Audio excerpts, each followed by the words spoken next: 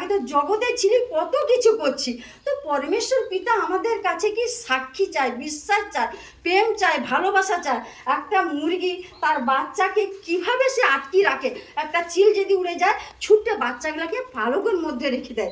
তা আমরা ঈশ্বরের সন্তান হয়ে এদিক সেদিক কেন ছুটি, আর তার কাছে কেন ছুটতে যাব?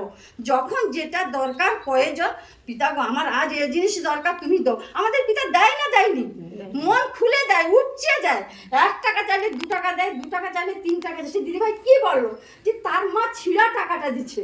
তখন দিদিভাই মনে প্রার্থনা করলো, পিতা ওই ছিঁড়া টাকাটা আমি নিয়ে যে ঝড়াই দিব কি করে? এক পা না এগোতে এগোতে কি চকচকের টাকা কে দিল? রাস্তায় পড়ে আছে। তো পরমেশ্বর পিতা দিল, পরমেশ্বর পিতা তার আত্মায় দিল, সেটাকে পাইল। তো আমরা সর্ব কাজে সর্ব বিষয় ঈশ্বরকে ধন্যবাদ দিব।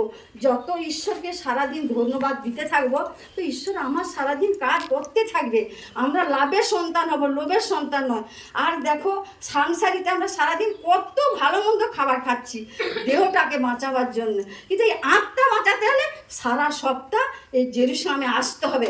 এই জেরুসালেমে আসলে কে কীরকম বাক্য বলছে, ভজন করছে, কে কীরকম বাইবেল বইয়ে বাক্য দ্বারা উদাহরণ দিচ্ছে, দিচ্ছে, সে দেহের মধ্যে গাছ কাঁদলে যত অবজীর্ণ শয়তান থাকবে শরীরে বেরিয়ে যাবে, দেহটা সুন্দর থাকবে, চাঙ্গা থাকবে, তবে তো আমরা সুস্থ থাকবো।